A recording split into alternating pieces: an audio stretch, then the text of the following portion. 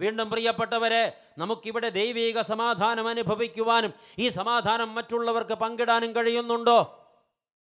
വീണ്ടും പ്രിയപ്പെട്ടവരെ, നമുക്കിവിടെ പരിശുദ്ധാത്മാവിൽ സന്തോഷിപ്പാൻ കഴിയുന്നുണ്ടോ? ജഡപ്രകാരമല്ല, ആത്മപ്രകാരം തന്നെ സന്തോഷിപ്പാൻ കഴിയുന്നുണ്ടോ? ഇല്ലെങ്കിൽ നാം ദൈവരാജ്യത്തിന് പുറത്താണെന്ന് സമ്മതിക്കേണ്ടി വരില്ലേ?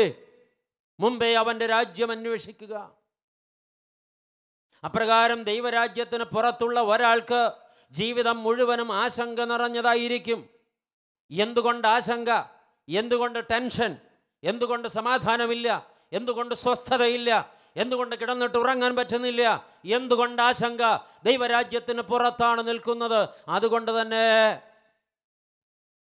വിചാരപ്പെടുന്ന സകലരും ദൈവരാജ്യത്തിന് പുറത്താണെന്ന് തിരിച്ചറിയുക. നിരന്തരമായി ദൈവരാജ്യം അന്വേഷിക്കുക എന്നുള്ളത് ഒരു വിശ്വാസിയുടെ കടമയാണ്. അന്വേഷിക്കുക എന്ന് വെച്ചാൽ ഒരിക്കലായി അന്വേഷിക്കുക എന്നല്ല, നിരന്തരമായി അന്വേഷിച്ചു കൊണ്ടേയിരിക്കുക. അടങ്ങാത്ത വിശപ്പോടും അടങ്ങാത്ത ദാഹത്തോടും കൂടെ അന്വേഷിച്ചു കൊണ്ടേയിരിക്കുക എന്ന് തന്നെയാണ് മനസ്സിലാക്കേണ്ടത്. ശുദ്ധമുള്ള മത്തായി എഴുതിയ രക്ഷാസുവിശേഷം 11-ാം അധ്യായത്തിൻ്റെ 12-ാമത്തെ തിരുവചനം, സ്വർഗരാജ്യത്തെ ബലാത്കാരികൾ പിടിച്ചടക്കുന്നു എന്ന്. എത്ര പേർക്ക് ഈ വാക്യത്തിൻ്റെ അർത്ഥം മനസ്സിലായിട്ടുണ്ട്? ദൈവരാജ്യത്തെ ബലാത്കാരികൾ പിടിച്ചടക്കുന്നു.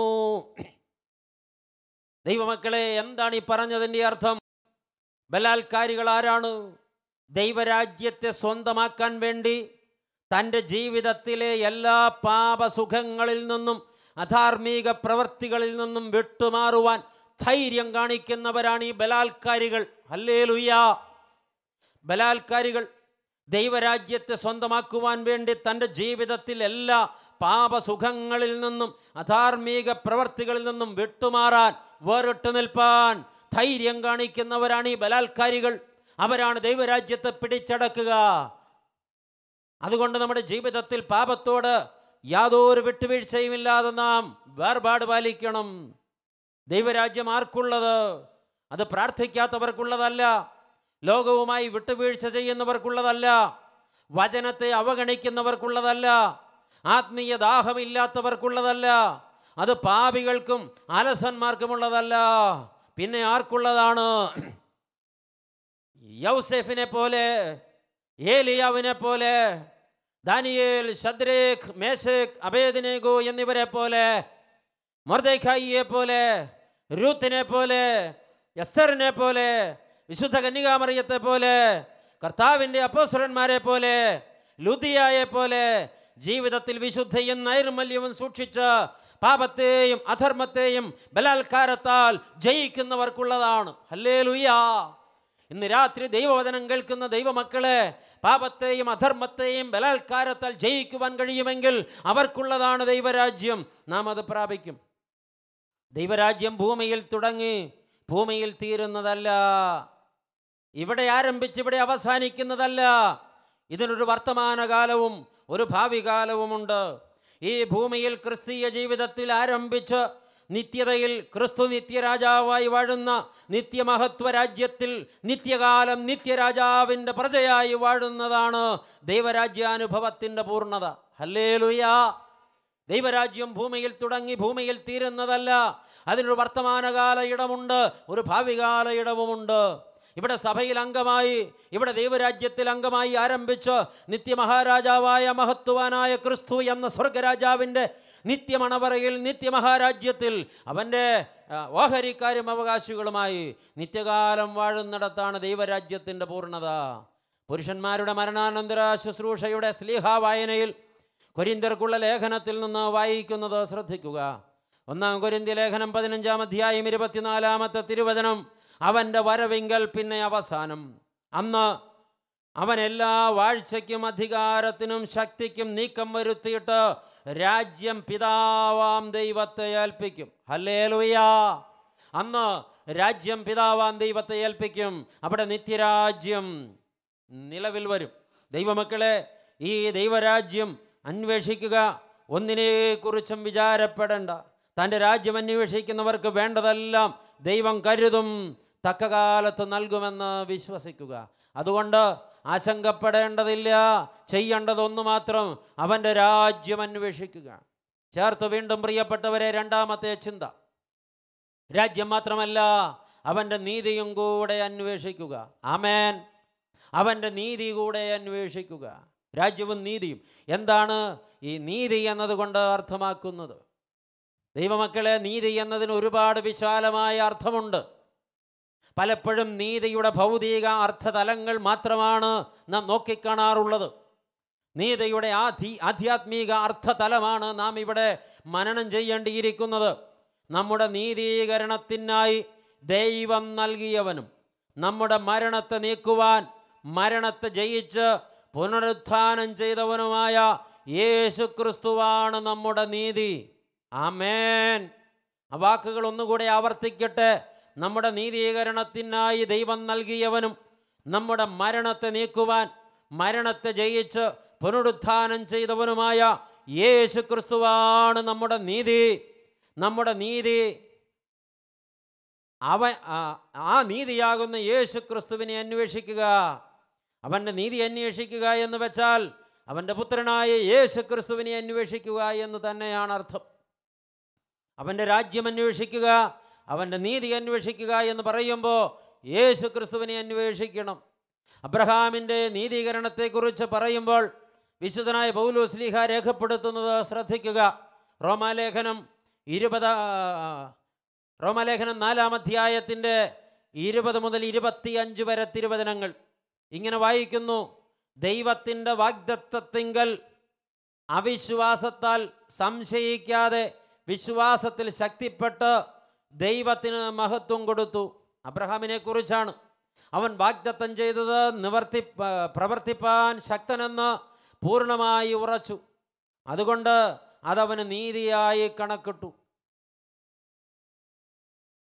എന്ന് എഴുതിയിരിക്കുന്നത് അവനെക്കുറിച്ച് മാത്രമല്ല, നമ്മെ വിചാരിച്ചും കൂടെയാകുന്നു എന്ന് അപ്പോസ്തലനായ പൗലോസ് പറയുന്നു. ഇനി പറയുന്നത് കേൾക്കുക.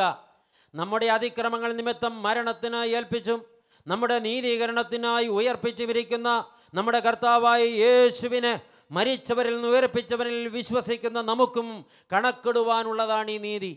അപ്പോൾ നമ്മുടെ നീതി യേശു ക്രിസ്തുവാണ്. യേശു ക്രിസ്തുവിൻ്റെ കാൽവരിയിലെ യാഗത്താലാണ് നാം നീതീകരിക്കപ്പെട്ടത്. അവൻ ഊറ്റിയ രക്തത്താലാണ് നാം നീതീകരിക്കപ്പെട്ടത്. അവൻ്റെ യാഗം മൂലമാണ് നമുക്ക് നീതീകരണം ലഭിച്ചത്. അതുകൊണ്ട് യേശു ക്രിസ്തുവാണ് നമ്മുടെ നീതി. യേശു ക്രിസ്തു മുഖാന്തിരം അനേക പാപികൾക്ക് നീതീകരണത്തിനുള്ള ഭാഗ്യം ലഭിച്ചിരിക്കുന്നു. റോമാലേഖനം 5-ാം അധ്യായത്തിൻ്റെ 19-ാം വാക്യം വീണ്ടും കേൾക്കുക. ഏക മനുഷ്യൻ്റെ അനുസരണക്കേടിനാൽ അനേകർ പാപികളായി തീർന്നതുപോലെ ഏകൻ്റെ അനുസരണത്താൽ അനേകർ നീതിമാന്മാരായി തീർന്നു. അപ്പോൾ ഒരു വ്യക്തി നീതീകരിക്കപ്പെടുക എന്ന് വെച്ചാൽ യേശു ക്രിസ്തുവിലാവുക എന്ന് തന്നെയാണ് അർത്ഥം. എന്നാൽ പാപികളും അധർമ്മികളും ഈ നീതി അവകാശമാക്കുന്നില്ല. അവരോ സ്വന്തം നീതി തേടുന്നവരത്രേ.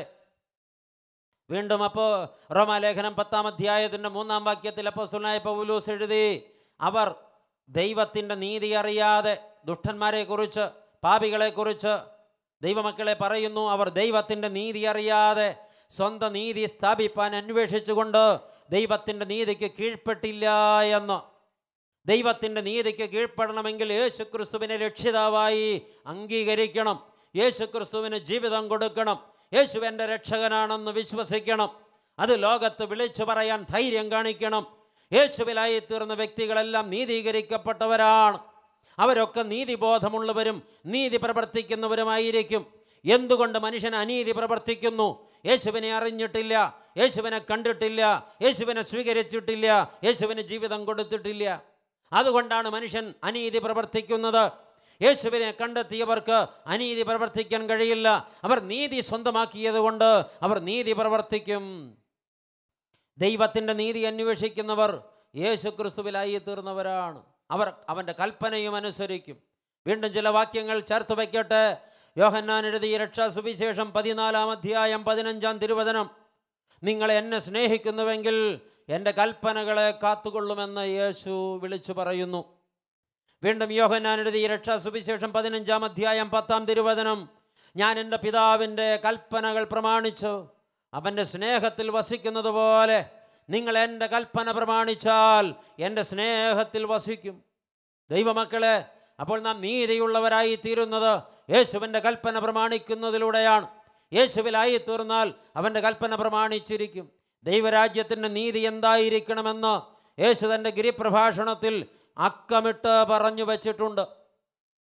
ആ പ്രമാണങ്ങളാണ് നമ്മുടെ ജീവിതത്തിൽ നീതിശാസ്ത്രമായി വെളിപ്പെട്ടു വരേണ്ടത്. ഒന്ന്, നിങ്ങൾ ഭൂമിയുടെ ഉപ്പായിരിക്കണം. രണ്ട്, നിങ്ങൾ ലോകത്തിൻ്റെ പ്രകാശമായിരിക്കണം. മൂന്ന്, യേശു ക്രിസ്തുവിലുള്ള വിശ്വാസത്താൽ നിങ്ങളുടെ നീതി ശാസ്ത്രി പരീശന്മാരുടെ നീതിയെ കവിയുന്നതായിരിക്കണം. നാല്, നിങ്ങൾ കോപം വെച്ചുകൊണ്ടിരിക്കരുത്. വഴിപാട് കഴിക്കും മുമ്പ് രമ്യതപ്പെട്ടുകൊള്ളണം. അഞ്ച്, നിങ്ങൾ വ്യഭിചാരം ചെയ്യരുത്. മോഹത്തോടെ നോക്കുന്നത് പോലും വ്യഭിചാരമാണെന്ന് രേഖപ്പെടുത്തിയിട്ടുണ്ട്. ആറ്, നിങ്ങൾ വിവാഹമോചനം നിങ്ങൾക്ക് അനുവദിക്കുന്നില്ല. ഇനി അതിന് വ്യഭിചാരമെന്ന കുറ്റം തെളിയിക്കപ്പെട്ടാൽ മാത്രം അനുവാദം നൽകുന്നു. ജീവിത പങ്കാളിയിൽ വ്യഭിചാരം വെളിപ്പെട്ടു വന്നാൽ മാത്രം, അല്ലാതെ ഒരു കാരണവശാലും വിവാഹബന്ധം വേർപെടുത്താൻ ദൈവത്തിൻ്റെ നീതി അനുവദിക്കുന്നില്ല. ദൈവരാജ്യത്തിൽ ഉൾപ്പെട്ടവർക്ക് അത് അനുവദിച്ചിട്ടില്ല. ഈ കാലഘട്ടം വല്ലാത്തൊരു കാലഘട്ടമാണ്. പ്രമാണം ആരും അനുസരിക്കുന്നില്ല. ഭർത്താവ് എന്നെ മൈൻഡ് ചെയ്തില്ല, എന്നെ ടൂർ കൊണ്ടുപോയില്ല, ഇഷ്ടപ്പെട്ട സാരി വാങ്ങിച്ചു തന്നില്ല എന്ന് ഭാര്യ ഡൈവോഴ്സിന് കാരണം പറയുമ്പോൾ, ഞാൻ വീട്ടിൽ ചെന്നപ്പോൾ ചിരിച്ചു കാണിച്ചില്ല, എനിക്ക് ചായ എടുത്ത് തന്നതിൽ പഞ്ചസാര കുറവായിരുന്നു. ഇതൊക്കെ ഇപ്പോൾ ഡൈവോഴ്സിൻ്റെ വിഷയം. കേട്ടാൽ ചിരിക്കും, എങ്ങനെ ചിരിക്കാതിരിക്കും? ദൈവമക്കളെ, കുഞ്ഞു കുഞ്ഞു സൗന്ദര്യ പിണക്കങ്ങൾ പോലും വലിയ പ്രമാദ സംഭവങ്ങളായി വ്യാഖ്യാനിച്ച് മാറ്റി നിർത്തി ചായ കുടിക്കുന്ന ലാഘവത്വത്തോടെ ഡൈവോഴ്സ് ചെയ്യുന്നവർ അറിയണം, നീതികേടാണ്. ദൈവം സംയോജിപ്പിച്ചതിന് മനുഷ്യൻ വേർപിരിക്കരുത് എന്ന് വിവാഹ കൂദാശ വേളയിൽ വിളംബരം ചെയ്തത് കേട്ടില്ല എന്ന ഭാവത്തിൽ വിവാഹബന്ധം വേർപെടുത്തുന്നവർ ഒരിക്കലും ദൈവരാജ്യത്തിനകത്തുള്ളവരല്ല. ദൈവമക്കളെ, ഏഴാമത്, കള്ളസത്യം ചെയ്യരുത്, ആണയിടരുത്, അതിനാൽ ദൈവനാമം ദുഷിക്കപ്പെടരുത്.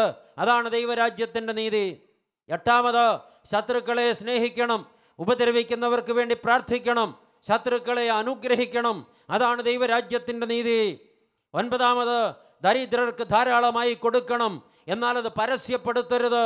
ലോകരെ കാണിച്ച്, നാട്ടുകാരെ കാണിച്ച്, നോട്ടീസ് അടിച്ച് പബ്ലിഷ് ചെയ്തിട്ടല്ല, രഹസ്യമായി പാവങ്ങൾക്ക് ധാരാളം കരുതൽ കൊടുക്കണം. അതാണ് ദൈവരാജ്യത്തിൻ്റെ നീതി. ദൈവമക്കളെ, വീണ്ടും പത്താമത്, ഏകാഗ്രതയോടെ ദൈവസന്നിധിയിൽ ഹൃദയം പകർന്ന് പ്രാർത്ഥിക്കണം, തികഞ്ഞ ഏകാഗ്രതയോടെ. അതാണ് ദൈവരാജ്യത്തിൻ്റെ നീതി. 11, ഉപവസിക്കണം, അത് രഹസ്യമായി ചെയ്യണം, കപടഭക്തരായി മാറരുത്. ലോകർക്ക് മുമ്പിൽ വെളിപ്പെടാനല്ല ഉപവസിക്കേണ്ടത്. ദൈവമക്കൾ ഉപവസിക്കണം, അത് രഹസ്യമായി ചെയ്യണം, കപടഭക്തി കാണിക്കരുത്. അതാണ് ദൈവരാജ്യത്തിൻ്റെ നീതി. വീണ്ടും 12, സ്വർഗത്തിൽ നിക്ഷേപം സ്വരൂപിക്കണം, ഹൃദയം സ്വർഗത്തിൽ കേന്ദ്രീകരിച്ചു വച്ചിരിക്കണം, സ്വന്തം കണ്ണിനെ സൂക്ഷിച്ച് നിയന്ത്രിക്കണം. അതാണ് ദൈവരാജ്യത്തിൻ്റെ നീതി. 13, ഒന്നിനെക്കുറിച്ചും വിചാരപ്പെടരുത്, ദൈവത്തിൽ സമ്പൂർണമായും ആശ്രയിക്കുക. അതാണ് ദൈവരാജ്യത്തിൻ്റെ നീതി. 14, സ്വന്തം പാപം മറച്ചു വെച്ച് ആരെയും കുറ്റം വിധിക്കാൻ ശ്രമിക്കരുത്, ആരെയും കുറ്റം വിധിക്കാൻ ശ്രമിക്കരുത്. അതാണ് ദൈവരാജ്യത്തിൻ്റെ നീതി. 15, യാചിച്ചുകൊണ്ടേയിരിപ്പീൻ, ഒരിക്കൽ കിട്ടും, അന്വേഷിച്ചുകൊണ്ടേയിരിപ്പീൻ, ഒരിക്കൽ കണ്ടെത്തും, മുട്ടിക്കൊണ്ടേയിരിപ്പീൻ, ഒരിക്കൽ തുറക്കപ്പെടും. അതാണ് ദൈവരാജ്യത്തിൻ്റെ നീതി. മടുത്തു പോകരുത്. 16, നിങ്ങൾ മനുഷ്യരിൽ നിന്ന് എന്താണോ ഇങ്ങോട്ട് പ്രതീക്ഷിക്കുന്നത് അത് തന്നെ അവർക്ക് ചെയ്തു കൊടുപ്പീൻ. ആ നിയമത്തെക്കുറിച്ച് വേദപണ്ഡിതന്മാർ പറയുന്നത് സ്വർണ്ണ നിയമം എന്നാണ്. സ്വർണ്ണ നിയമം, അതാണ് ഈ 16ാമത്തെ നിയമം. അത് ദൈവരാജ്യത്തിൻ്റെ നീതിയാണ്. മറ്റുള്ളവർ നിങ്ങൾക്ക് എന്താണ് ചെയ്തു തരണമെന്ന് നിങ്ങൾ ആഗ്രഹിക്കുന്നത് അത് നിങ്ങൾ അവർക്ക് ചെയ്തു കൊടുപ്പീൻ. നിങ്ങളെ എല്ലാവരും സ്നേഹിക്കണമെന്ന് നിങ്ങൾ ഇച്ഛിക്കുന്നെങ്കിൽ അവരെ സ്നേഹിച്ചു കൊണ്ടിരിക്കുക. നിങ്ങളെ കാണുമ്പോൾ എല്ലാവരും ചിരിക്കണമെന്നാണ് നിങ്ങൾ ഇച്ഛിക്കുന്നതെങ്കിൽ കാണുന്നവരെയൊക്കെ നിങ്ങൾക്ക് ചിരി സമ്മാനിക്കുക. ദൈവമക്കളെ, ഇങ്ങോട്ട് എന്ത് വേണമെന്ന് ഇച്ഛിക്കുന്നുവോ അത് കൊടുക്കുക. അത് സ്വർണ്ണ നിയമമാണ്. അതാണ് ദൈവരാജ്യത്തിൻ്റെ നീതി. 17, പാപത്തിൻ്റെ വിശാലമായ വഴിയും വാതിലും വിട്ട് വിശുദ്ധിയുടെ ഇടുക്കമുള്ള വാതിലിലൂടെ കടപ്പാൻ പോരാടുക. അതാണ് ദൈവരാജ്യത്തിൻ്റെ നീതി. 18, കള്ളപ്രവാചകന്മാരെ തിരിച്ചറിഞ്ഞ് സൂക്ഷിച്ച് ഒഴിഞ്ഞുകൊള്ളുക. കള്ളപ്രവാചകന്മാരുടെ പിടിയിൽപ്പെട്ടു പോകരുത്, സൂക്ഷിക്കുക. അതാണ് ദൈവരാജ്യത്തിൻ്റെ നീതി. 19, കർത്താവേ കർത്താവേ എന്ന് വിളിച്ചാൽ പോരാ, ദൈവത്തിൻ്റെ ഹിതമനുസരിച്ച് ജീവിതം ചിട്ടപ്പെടുത്തണം, ദൈവത്തിൻ്റെ കൽപ്പന പ്രമാണിക്കണം. അതാണ് ദൈവരാജ്യത്തിൻ്റെ നീതി. 20, ദൈവവചനങ്ങളും കൽപ്പനകളും അനുസരിച്ച് ബുദ്ധിപൂർവം പാറമേൽ അടിസ്ഥാനമിട്ട് വീട് പണിയണം.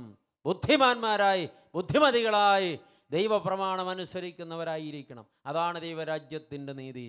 ഇതാണ് ഗിരിപ്രഭാഷണത്തിൻ്റെ ആകത്തുക. തൻ്റെ രാജ്യത്തിൻ്റെ നീതിബോധം, നീതിശാസ്ത്രം യേശു വിളംബരം ചെയ്തത് ഈ മഹാപ്രഭാഷണത്തിലാണ്. ചുരുക്കട്ടെ ദൈവമക്കളെ, യേശു ക്രിസ്തുവാകുന്ന നീതിയെ അന്വേഷിക്കുന്നവർ അവൻ്റെ കൽപ്പനകൾ അനുസരിച്ചുകൊണ്ട് സകല നീതിയും നിവർത്തിയാക്കണം. ആയതുകൊണ്ട് ദൈവരാജ്യവും ദൈവനീതിയും അന്വേഷിക്കുന്നവരാവുക. ഈ രാത്രി നമുക്ക് തരുന്ന കൽപ്പനയതാണ്, സ്വർഗം തരുന്ന നിയോഗം അതാണ്. വിചാരപ്പെടേണ്ട വിചാരപ്പെടേണ്ട വിചാരപ്പെടേണ്ട ഒന്നിനെക്കുറിച്ചും ഒരു ദൈവ പൈതൽ വിചാരപ്പെടേണ്ട. എല്ലാം നഷ്ടപ്പെട്ടുവെന്ന് തോന്നുന്നിടത്ത് വിചാരപ്പെടേണ്ട, എല്ലാം കൈവിട്ടു പോയി എന്ന് തോന്നുന്നിടത്ത് വിചാരപ്പെടേണ്ട. ദൈവമക്കളെ, ധൈര്യപ്പെടുക. നീ അവൻ്റെ രാജ്യവും അവൻ്റെ നീതിയും അന്വേഷിക്കുക. അത് മതി, അത് മാത്രം മതി. പിന്നീട് നിനക്ക് എന്തു വേണമെന്ന് ദൈവം തീരുമാനിക്കും, ദൈവം ക്രമപ്പെടുത്തും, ദൈവം നിരന്തരമായി അത് നൽകിക്കൊണ്ടിരിക്കും. ആകയാൽ ഒന്നിനെക്കുറിച്ചും വിചാരപ്പെടരുത്, യാതൊരു ടെൻഷൻ്റെയും ആവശ്യമില്ല. എന്തുകൊണ്ടെന്നാൽ നമുക്കൊരു കർത്താവുണ്ട്. ആമേ, നാം ആരും അനാഥരല്ല. കർത്തവ്യം മറക്കരുത്. മുമ്പേ അവൻ്റെ രാജ്യവും അവൻ്റെ നീതിയും അന്വേഷിക്കുക. അതെ, അത് തന്നെ അന്വേഷിക്കുക. അതാണ് നമ്മുടെ കർത്തവ്യം. അത് ചെയ്തുകൊണ്ടേയിരിക്കുക. അങ്ങനെ ദൈവരാജ്യത്തിനകത്താണെന്ന് ഉറപ്പിക്കുക, ദൈവനീതി നമ്മിലുണ്ടെന്ന് ഉറപ്പിക്കുക. പിന്നെ ആശങ്കപ്പെടേണ്ട, പിന്നെ വിചാരപ്പെടേണ്ടതാ. വേണ്ടതെല്ലാം തമ്പുരാൻ നൽകിക്കൊള്ളും. ദൈവമക്കളെ, എത്ര മനോഹരമാണ് ഈ വർഷത്തെ നമ്മുടെ ചിന്താവിഷയം. അതെത്ര മധുരമായി ദൈവാത്മാവ് നമ്മെ കേൾപ്പിക്കുന്നു. തുറന്നു വരുന്ന ദിവസങ്ങളിലെല്ലാം ഇതിൻ്റെ വിവിധ ആംഗിളിലുള്ള വിവിധ വ്യാഖ്യാനങ്ങൾ കേൾക്കുവാൻ നാം ഒരുങ്ങുകയാണല്ലോ. ദൈവമക്കളെ, കർത്താവ് കേൾപ്പിച്ച ധ്യാന ചിന്ത നമ്മുടെ ഉള്ളിൽ ഉറപ്പിക്കാം. ഈ പന്തലിൽ വന്ന ഒരുപാട് പേരും ആശങ്കാകുലരാണ്. എന്നാൽ ഒന്നിനെക്കുറിച്ചും വിചാരപ്പെടരുത്, നാളെയെക്കുറിച്ച് ഒട്ടും വിചാരപ്പെടരുത്. നമുക്കൊരു കർത്താവുണ്ട്, നാം അനാഥരല്ല, നാം സനാഥരാണ്, അവൻ കരുതും. അതുകൊണ്ട് ആശ്വസിക്കുക, ധൈര്യപ്പെടുക, മനസ്സ് ഉറച്ചിരിക്കട്ടെ. അതെ, നാം ചെയ്യേണ്ടത് ഇത്ര മാത്രമേ ഉള്ളൂ, അവൻ്റെ രാജ്യവും നീതിയും അന്വേഷിക്കുക. നമുക്ക് പ്രാർത്ഥിക്കാം, തലകളെ വണക്കാം, കണ്ണുകളെ അടയ്ക്കാം. സ്നേഹവാനും പരിശുദ്ധനുമായ പൊന്നുതമ്പുരാനെ, അനുഗ്രഹീതമായ ഈ നല്ല രാത്രികാലത്തിനായിട്ട് നന്ദിയോടെ സ്തോത്രം. ദൈവമേ, ഈ അനുഗ്രഹീത സഭയുടെ 28ാമത്തെ അഖിലമലങ്കല ബൈബിൾ കൺവെൻഷൻ്റെ പ്രഥമ സന്ധിയിൽ ഈ ജനത്തോടുകൂടെ അടിയനെയും നിർത്തിയതോർത്ത് നിന്നെ സ്തുതിക്കട്ടെ.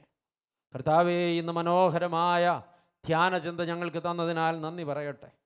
അവിടുന്ന് ഞങ്ങളെ വലിയ ബലത്തോടെയാണല്ലോ എന്ന് തിരിച്ചയക്കുന്നത്. മക്കളെ, നിങ്ങൾ ഒന്നിനെക്കുറിച്ചും ആശങ്കപ്പെടേണ്ടതില്ല. നിങ്ങൾ അനാഥരല്ല, നിങ്ങൾ സനാഥരാണ്. ഞാനിപ്പോഴും ജീവിക്കുന്ന ദൈവമാണ്. എനിക്കറിയാം നിങ്ങളെക്കുറിച്ച്, നിങ്ങൾക്ക് എന്ത് വേണമെന്ന്. എന്നാൽ നിങ്ങൾ ചെയ്യേണ്ടത് നിങ്ങൾ കരുതിക്കൊള്ളുക.